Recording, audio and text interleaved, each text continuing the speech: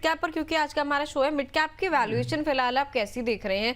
बीते सालों में अच्छे खासे रिटर्न जनरेट करके दे दिए हैं, तो वैल्यूएशन का किसी तरीके का रिस्क यहाँ पर अभी हो सकता है अगर अभी किसी को पैसे इन्वेस्ट करने हो तो? और अगर करने हैं तो एसआईपी रूट ठीक रहेगा या फिर लमसम पैसे भी जो है मिड कैप जैसी कैटेगरी के फंड में डाले जा सकते हैं? देखिए, अगर एसआईपी रूट है और लॉन्ग टर्म इन्वेस्टमेंट है तो कोई भी टाइम जो है अच्छा टाइम है, क्योंकि अगर मान लीजिए आज वैल्यूएशन हाई है और कल को वैल्यूएशन करेक्ट होते हैं और डाउन आता है तो तब भी जो है आप एसआईपी में बेनिफिट करेंगे। तो स्टैगर्ड वे सबसे अच्छा ऑप्शन है इन्वेस्ट करने का, जिससे कि आप दोनों तरफ से जो है बेनिफिट ले पाएंगे। तो मुझे नहीं लगता कि वैल्यूएशन अभी कंसर्न है यहाँ पे। और किसी भी इन्वेस्टर के लिए अगर वो लॉन्ग टर्म होराइजन रखता है तो उसके लिए निवेश करना एक अच्छा ऑप्शन है इस वक्त। ठीक है सर। चलिए, एक हमारी व्यूअर है सुप्रतिम जना इनका नाम है। यंग इन्वेस्टर हैं, 25 साल की हैं। अभी अभी इन्होंने पोर्टफोलियो अपना क्रिएट किया है। जियो ब्लैक रॉक इनके पोर्टफोलियो में है। जियो ब्लैक रॉक का फ्लेक्सी कैप फंड है। 10,000 रुपए महीने की एसआईपी उसमें है। इसके अलावा इनके पास है एसबीआई का कॉन्ट्रा फंड, 2,000 की सिप उसमें करती हैं। बंधन का स्मॉल कैप फंड है, 3,000 की सिप उसमें करती हैं। और इसके अलावा मिड कैप फंड है एक, जिसमें 1,000 की सिप है। और साथ ही क्रिप्टो वगैरह की इन्वेस्टमेंट में इन्होंने बताई हुई है। 1 साल में 1 करोड़ रुपए, माफ कीजिएगा, 20 साल में 1 करोड़ रुपए ने जुटाने हैं। बहुत ही पेचीदा सा इनका पोर्टफोलियो है, थोड़ा सा समझने में जो है मुझे भी मुश्किल हो रही है। लेकिन इनका एक जो फंड है जियो ब्लैक रॉक का फ्लेक्सी कैप फंड, सर ये जो फ्लेक्सी कैप कैटेगरी का नया नया नाम है, जियो ब्लैक रॉक हो गया, फिर एबेकस जैसा फंड हो गया, इसके अलावा हीलियस का फ्लेक्सी कैप भी जो है हम लोग काफी फिलहाल सुन रहे हैं। जब कोई फंड सिलेक्शन हम लोग करते हैं, चाहे फ्लेक्सी कैप कैटेगरी हो गई, मिड कैप कैटेगरी हो गई, स्मॉल कैप कैटेगरी हो गई, जो नई नई एएमसीज होती हैं या फिर जो एएमसीज के नए नए फंड्स लॉन्च हुए होते हैं, क्या वो ज़्यादा रिलायबल, ज़्यादा ट्रस्टेबल होते हैं पोर्टफोलियो में ऐड करने के लिए, या जो थोड़े पुराने हो चुके हैं उनकी तरफ ही हमें रुझान रखना चाहिए? या फिर जब हम एनएफओ पर भी डिस्कशन करते हैं कि न्यू फंड ऑफर आए हैं, या फिर उनकी तरफ जाना चाहिए? देखिए, अगर किसी कैटेगरी का एग्जिस्टिंग फंड अवेलेबल है और एग्जिस्टिंग इनफैक्ट अच्छे नंबर्स में अवेलेबल हैं, जिनका एक ट्रैक रिकॉर्ड रहा है अच्छा, ठीक, तो शायद प्रेफरेबल वो फंड हो जाते हैं। कोई भी नया एनएफओ है, कोई भी नया फंड आता है तो उसको परफॉर्मेंस में टाइम लगेगा। किस तरीके से वर्क करेगा, क्या फंड मैनेजर का व्यू रहेगा, खासकर ऐसी कैटेगरी जो कि डायनामिक है, जिसमें एक्सपोजर डायनामिक है, अभी आगे चल के क्या फंड मैनेजर का व्यू रहेगा, किस तरीके से चेंजेस होंगे, तो अभी पता लगेगा। तो जब ऐसी डायनामिक जैसी कैटेगरीज होती हैं जहाँ पे कि फंड मैनेजर एक्सपोजर जो है चेंज कर सकता है, वहां पे प्रॉबेबली एग्जिस्टिंग फंड्स आपको ज्यादा रिलायबल दिखते हैं या ज्यादा आपको जो है एक अच्छा ट्रैक रिकॉर्ड प्रोवाइड करते हैं। और जहां पे कोई ट्रैक रिकॉर्ड नहीं है वहां पे एक जरूर असमंजस की स्थिति बनती है इन्वेस्टर्स के लिए कि किस तरीके से परफॉर्म करेगा। तो अब देखिए, कोई भी एनएफओ है, कोई भी फंड आता है तो जरूर पराग पारिक हो या कोई भी हो, पहले उसका भी एनएफओ आया था तो शुरुआत तो वहीं से होती है। तो मुझे लगता है किसी भी निवेशक के लिए ये डिसाइड करना होता है कि वो कहाँ पे जो है ज्यादा भरोसा करता है। और अगर कोई फंड एनएफओ में आप निवेश करते हैं तो आपके पोर्टफोलियो में वो कहाँ फिट बैठता है और आप क्या उसके इन्वेस्टमेंट मैंडेट को अच्छी तरह से समझे हैं, तो जाके जो है आप ये निर्णय ले पाते हैं। ठीक है सर। इसी बीच एक और हमारे इन्वेस्टर हैं और हमारे प्राइम मेंबर हैं नागेश्वर यादव। इन्होंने भी अपना पोर्टफोलियो भेजा हुआ है। 33 साल इनकी उम्र है। 25 साल में 5 करोड़ रुपए इस पोर्टफोलियो से जुटाना चाहते हैं। पोर्टफोलियो कैसा है एक बार ये देख लेते हैं। सर इनके पास, नागेश्वर जी के पास, क्वांट का स्मॉल कैप फंड है, 1200 की एसआईपी उसमें करते हैं पर मंथ, 1,200 की। मोतीलाल ओसवाल मिड कैप में 2,000 की सिप करते हैं। निपॉन लार्ज कैप फंड 2,000 की सिप। फिर एचएसबीसी का एक और स्मॉल कैप आ गया, 1,100 की सिप उसमें है। और कोटक का लार्ज एंड मिड कैटेगरी का एक फंड है, 1,000 की सिप। और आईसीआईसीआई फ्लेक्सी कैप फंड है, 1,150 रुपए की सिप उसमें चल रही है। 20 साल के लिहाज से या 25 साल के लिहाज से, 25 साल उन्होंने लिखा है, 33 साल के अभी ये हैं। 25 साल के हिसाब से सर क्या ये पोर्टफोलियो आपको ठीक लग रहा है? Small cap, mid cap, flexi cap, large and mid जैसी कैटेगरी जिस तरीके से रखी गई हैं, आप कैसे देख रहे हैं? देखिए, पहली बात तो ये टू मेनी कैटेगरीज जो है डिस्ट्रॉय पोर्टफोलियो, बहुत ज्यादा कैटेगरीज आपने ऐड कर दी इस डाइवर्सिफिकेशन पॉइंट ऑफ व्यू से, तो मुझे लगता है कि वो ठीक नहीं होता है। सब अगर आप मान लीजिए 10,000 रुपए निवेश करते हैं पर मंथ, तो उसमें 3 फंड्स आपके लिए बहुत अच्छे हैं। डिफरेंट कैटेगरीज से आप चूज कर सकते हैं जिससे कि आपको प्रॉपर डाइवर्सिफिकेशन मिले। पहली बात तो ये नंबर ऑफ फंड्स जो है वो बहुत ज़्यादा नहीं होने चाहिए। दूसरा, जो भी आप एक्सपोज़र लेते हैं टोटल ओवरऑल पोर्टफ़ोलियो में आपका एक्सपोज़र किस कैटेगरी में, किस सेक्टर में कितना है, वो डिफ़ाइन करेगा कि वो पोर्टफ़ोलियो आपके लिए अच्छा है या नहीं और आपके रिस्क एपेटाइट पे फिट बैठता है या नहीं। अगर आपने मान लीजिए मिड और स्मॉल कैप में हेवी एक्सपोज़र ले लिया, 60-70% एक्सपोज़र है, तो आप अंदाज़ा लगा सकते हैं कि इस 25 साल के अंदर आपका पोर्टफ़ोलियो बहुत वोलेटाइल कई बार आपको दिखाई देगा। अब अगर आप रिस्क एपेटाइट आपका अच्छा है और आपने उसे समझ के किया है, तो मे बी आप पैनिक नहीं होंगे। लेकिन अगर आपने रिस्क एपेटाइट कुछ और है और आपने पोर्टफोलियो में हेवी एक्सपोज़र ले लिया, तो शायद आप पैनिक सिचुएशन में चले जाएँगे, रिडीम कर लेंगे।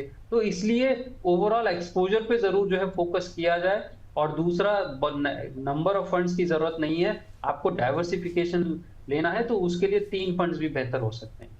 3 फंड्स भी रखे जा सकते हैं। अच्छा, एक चीज़ और सर, जैसे इनके पोर्टफोलियो में स्मॉल कैप है, मिड कैप है, लार्ज कैप है, फिर एक स्मॉल कैप, फिर एक लार्ज एंड मिड कैप। अगर सर, क्योंकि मिड कैप पे शो भी है, मिड कैप जैसी जो कैटेगरी है 15 से 20% के आसपास का करेक्शन अगर इसमें आ जाए और इन्वेस्टर की एसआईपी लगातार चल रही है, इन्वेस्टमेंट बना हुआ है, वैल्यू भी अच्छी हो चुकी है पोर्टफोलियो की, तो क्या उस दौरान एसआईपी को जारी रखना चाहिए या फिर बीच में पॉज ले लें? क्या करना चाहिए? मतलब अपने आप को कैसे संभालें करेक्शन जब कोई देख रहा हो, खास करके ऐसे इन्वेस्टर जो अगर मान लीजिए पहली बार ही करेक्शन देख रहा है? देखिए, पहली बात तो ये, अगर मार्केट डाउन जाता है तो वो तो अपॉर्चुनिटी है। वो आप इन्वेस्टर एसआईपी इसलिए रोकता है कि लॉस ज्यादा हो जाएगा, लेकिन लॉस नहीं होगा, वो तो अपॉर्चुनिटी है। और क्योंकि हम बेसिक फंडामेंटल क्या है कि buy low and sell high. तो जब लो पे मार्केट जा रहा है और मिड कैप मान लीजिए लो पे चले गए, तो फिर आपके लिए आपको तो और बाय करना है, वहां पे स्टॉप करने का तो मतलब ही नहीं होता। तो मेरी राय में वो अपॉर्चुनिटीज होती हैं और एसआईपी आपकी कंटिन्यू रहनी चाहिए, जिससे कि आप एवरेजिंग का बेनिफिट उठा सकें। और वो एवरेजिंग का बेनिफिट आप तभी उठाएंगे जब आप जो है लो पे अगर आप बाय करेंगे, और मार्केट जब भी डाउन जाएगा वो अपॉर्चुनिटी होगी लो पे बाय करने की। तो एसआईपीज जो है ऐसे मार्केट्स में हमेशा कंटिन्यू रहनी चाहिए। तो सर, एसआईपी टॉप अप करें या फिर स्टेप अप करें सालाना? सालाना बढ़ाएं कुछ कुछ परसेंटेज, या फिर अगर एक मुश्त पैसा आता है तो ऑनगोइंग जो फंड्स में इन्वेस्टमेंट चल रहा है, एसआईपी चल रही है, उसी में डाल दें? तो दोनों ऑप्शन ठीक है। मुझे नहीं लगता कि इन दोनों में से किसी एक पे हम ये बोल सकते हैं कि ये ठीक नहीं है, दूसरा ठीक है।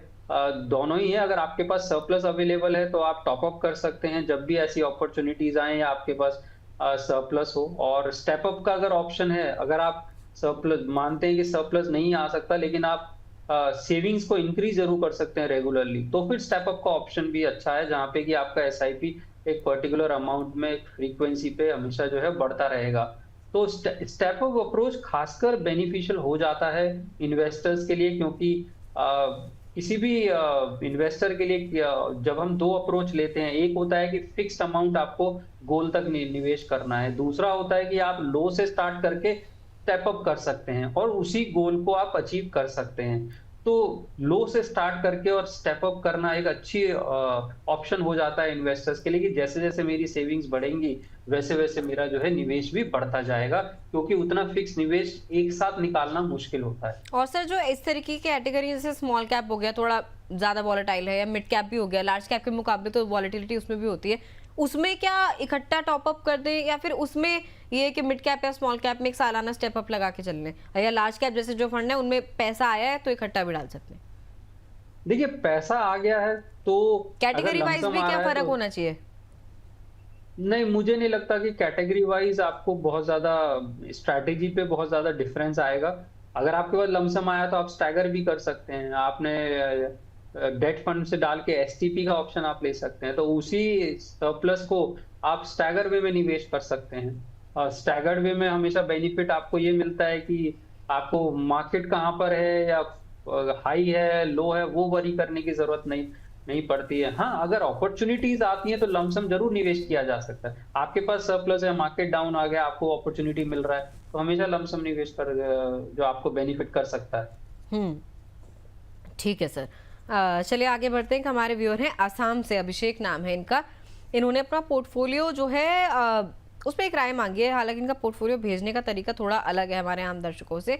सर, इनका सिर्फ पोर्टफोलियो है, 15,000 रुपये महीने की SIP ये कर रहे हैं, 17 साल के लिए करेंगे। अब इन्होंने जो हमें शेयर किया है अपने बारे में इन्फॉर्मेशन, वो इस तरीके से है कि पारंपरिक फ्लेक्सी कैप और आईसीआईसीआई प्रूडेंशियल के लार्ज कैप में 25% पैसा जा रहा है इनका उस 15,000 में से। ईडलवाइज मिड कैप फंड में 30% पैसा जा रहा है। बंधन का स्मॉल कैप है, उसमें 20% का एलोकेशन है। कह रहे हैं please review whether any change in the funds and allocation is required. क्या सर 17 साल के लिहाज से फ्लेक्सी कैप लार्ज कैप में 25% रखना, 30% रखना मिड कैप में और 20% रखना स्मॉल कैप में, क्या ये ठीक स्ट्रैटेजी अपनाई है अभिषेक जी ने? देखिए, स्ट्रैटेजी ठीक हो सकती है अगर आपका ओवरऑल एक्सपोजर आपके रिस्क एपेटाइट को मीट करता हो। आपका रिस्क एपेटाइट है, आप मान लीजिए 50% लार्ज कैप और 50% मिड स्मॉल कैप आप कर सकते हैं, आपका रिस्क एपेटाइट इस तरह का है, तो एक्सपोजर अच्छा हो सकता है। लेकिन आपका रिस्क एपेटाइट वो नहीं है, आप बहुत ज्यादा वोलेटिलिटी नहीं देख सकते, तो मे बी जो है आपको एक्सपोजर फिर क्लियरली डिफाइन करना पड़ेगा। और फ्लेक्सी कैप जैसी कैटेगरी भी जब आप लेते हैं तो आप डिफरेंट कैटेगरीज में निवेश कर रहे हैं, प्योर लार्ज कैप नहीं है या प्योर मिड कैप नहीं है। तो आप जो परसेंटेज आपने डिफाइन करी, ये परसेंटेज आप ओवरऑल पोर्टफोलियो में डिफाइन कीजिए कि आप कितना लार्ज कैप रखेंगे, कितना मिड कैप रखेंगे और कहां तक आप स्मॉल कैप को इंक्लूड करेंगे, वो परसेंटेज डिफाइन कर लीजिए। उसके बाद जो है ये डिसीजन लेना ज्यादा आसान है। तो मतलब सर ये जो ICICI prudential large cap plus flexi cap में इनका 25% है, ये एक्चुअल में आपके हिसाब से 50% होना चाहिए वाला एलोकेशन? नहीं, देखिए इसमें अब फ्लेक्सी कैप को भी मुझे डिवाइड करना पड़ेगा कि वो फ्लेक्सी कैप में प्योर लार्ज कैप एलोकेशन नहीं है, वो तो मतलब अभी का मैंडेट में हो सिर्फ रखा है। लार्ज कैप में ही 50% होना चाहिए, उसके बाद बाकी कैटेगरी आनी चाहिए। आइडियली अगर मैं इन्वेस्टर्स को अगर एक उसमें सलाह दूं तो हाँ, 50% एटलीस्ट लार्ज कैप में आपका होना चाहिए। उसके बियॉन्ड फिर आप कितना करते हैं वो आप अपने रिस्क एपेटाइट के अकॉर्डिंग कर सकते हैं, but 50 to 60% at least large cap में जरूर होना चाहिए। ठीक है सर। अच्छा, एक चीज और सर, पारंपरिक फ्लेक्सी कैप, क्योंकि इन्होंने साथ में लिखा तो अभी मेरे दिमाग में जहन में आ रहा है सवाल। बहुत सारे हमारे गेस्ट आते हैं, बहुत सारे एक्सपर्ट आते हैं जो आजकल क्योंकि flexi cap funds large cap stocks की तरफ रुझान ज्यादा रख रहे हैं, तो वो इस तरीके से स्टेटमेंट देते हैं हमारे एक्सपर्ट। उससे हो सकता है हमारा व्यूअर कंफ्यूज होता हो कि फ्लेक्सी कैप फंड आप एक ऐड कर लीजिए पोर्टफोलियो में, वो तो लार्ज कैप बायस्ड होते हैं, लार्ज कैप में ज़्यादा रुझान रखते हैं, तो एक थोड़ी स्टेबिलिटी आ जाएगी, बाकी आप स्मॉल कैप मिड कैप रख लीजिए। क्या सर जो फ्लेक्सी कैप फंड्स होते हैं, एएमसी चाहे कोई भी हो, पारंपरिक हो, एचडीएफसी हो, कोई भी एएमसी हो, आईसीआईसीआई हो, क्या हमेशा ही लार्ज कैप की तरफ जो है हैवी रहते हैं, या फिर कभी भी चाहेगा मन फंड मैनेजर का तो वो अपने आप चेंज कर देगा, स्मॉल कैप में हैवी हो जाएगा या कुछ टाइम मिड कैप में हैवी चलेगा? अगर आप फ्लेक्सी कैप का 3 साल से पुराने का डाटा उठाएंगे ना, तो आप पाएंगे कि उनमें 30% लार्ज कैप था, 30% मिड और स्मॉल था और 30% उनका ग्लोबल एक्सपोजर था। अब उस मैंडेट को देखें तो वो लार्ज कैप ओरिएंटेशन बिल्कुल नहीं है। फ्लेक्सी कैप मैंडेट ऐसा है कि फंड मैनेजर अपनी डिस्क्रिप्शन पे चेंज कर सकता है। अभी तो ग्लोबल एक्सपोजर बंद है, वरना शायद अगर ग्लोबल एक्सपोजर बंद नहीं होता तो फ्लेक्सी कैप में ग्लोबल एक्सपोजर कंटिन्यू रहता। तो इसलिए ये स्टेटमेंट तो बिल्कुल गलत है कि लार्ज कैप फोकस आपको इससे मिल जाएगा। वो लार्ज कैप अभी टाइम के लिए है, जब फंड मैनेजर ने व्यू ले रखा है। कल को फंड मैनेजर का व्यू चेंज हो गया तो वो लार्ज कैप को रिड्यूस कर देगा, स्मॉल मिड का एक्सपोजर हाई हो जाएगा, और कल को अगर ग्लोबल अलाउ हो गया तो ग्लोबल में एक्सपोजर आ जाएगा। तो ये फ्लेक्सी कैप आपका लार्ज कैप रिप्लेसमेंट बिल्कुल नहीं, ये बिल्कुल रिप्लेसमेंट नहीं है, वो स्ट्रैटेजी मैंडेट बिल्कुल अलग है। तो इसलिए जब फ्लेक्सी कैप को आप ऐड करते हैं अपने पोर्टफोलियो में, you do not add it क्योंकि वो लार्ज कैप है या मिड कैप है या स्मॉल कैप है। आप ऐड इसलिए करते हैं कि उसमें फंड मैनेजर जो है डिस्क्रिप्शन पे है और मार्केट्स के अकॉर्डिंग वो अपना व्यू लेके फंड से रिटर्न निकाल के आपको दे सकता है। आप इसलिए उस कैटेगरी को ऐड करते हैं। तो मतलब सर ये स्टेटमेंट गलत है ना फिर, अगर हमारे जो एक्सपर्ट्स आते हैं, कोई भी गेस्ट आता है, अगर वो इस तरीके से कहते हैं कि ज्यादा रखता है फ्लेक्सी कैप फंड जो है लार्ज कैप में एलोकेशन, ये गलत है ना? रख रहा है, ये स्टेटमेंट बिल्कुल गलत है, ये स्टेटमेंट बिल्कुल गलत है। आप इनफैक्ट अभी का क्यों अभी रख रहा है ना, आप जैसे मैंने कहा 3 साल से पहले का आप डाटा उठा के देख लीजिए ना, पारंपरिक फ्लेक्सी कैप का डाटा उठा के देख लीजिए अगर देखना है तो आपको, आप उसमें पाएंगे 30 अभी भी ग्लोबल एक्सपोजर बना हुआ है, निकाला नहीं है। तो अब फ्लेक्सी कैप है, फ्लेक्सी जो नाम है, देखिए अब जो हो गया है नाम से ही उसका ऑब्जेक्टिव जो है वो निकल के आता है, फ्लेक्सी है। फ्लेक्सी का मतलब ही यही है कि फ्लेक्सिबल अप्रोच रहेगी फंड मैनेजर की। तो ये अभी का व्यू है फंड मैनेजर का, ये आपका 15 साल का व्यू नहीं है फंड मैनेजर का। ठीक है। तो मतलब अगर सर मल्टी कैप और फ्लेक्सी कैप में से आपको चूज करना हो ऐसे इन्वेस्टर के लिए जिसका टाइम होराइजन जो है 20 साल का, 23 साल, 25 साल का है, तो आप किस तरीके की कैटेगरी जो है उसका सिलेक्शन करके उसे देंगे? देखिए बहुत मुश्किल होता है फ्लेक्सी कैप और मल्टी कैप में से हाँ फ्लेक्सी कैप जरूर इसलिए प्रेफरेबल होता था और कि उसमें एक ग्लोबल एक्सपोजर भी था साथ साथ डोमेस्टिक इक्विटीज में था लेकिन ग्लोबल एक्सपोजर भी था। तो अ, अगर आपको फंड मैनेजर का डिस्क्रिप्शन पूरा कंप्लीटली चाहिए जिस तरीके से अभी है तो फ्लेक्सी कैप कैटेगरी अच्छी हो जाती है। मल्टी कैप में क्योंकि एक मिनिमम मैंडेट है उससे नीचे नहीं जा सकते आप एक्सपोजर में। वो मिनिमम मैंडेट की वजह से हमेशा मिड कैप स्मॉल कैप और लार्ज कैप तीनों में एक्सपोजर बना रहेगा और किसी में भी जीरो नहीं होगा। ये चीज आपको फ्लेक्सी कैप में नहीं मिलती है। तो इसलिए रिटर्न वाइज आपको दोनों में डिफरेंस दिखाई देगा अलग अलग सिनेरियोज में। बट आई थिंक अगर आप वो फ्लेक्सिबिलिटी चाहते हैं अपने फंड के अंदर और अभी तो क्योंकि मैंडेट चेंज हो गया है लेकिन आप चाहेंगे कि फ्यूचर में ग्लोबल एक्सपोजर भी इसी के थ्रू मिल जाए तो फिर आपको फ्लेक्सी कैप कैटेगरी में मिलेगा।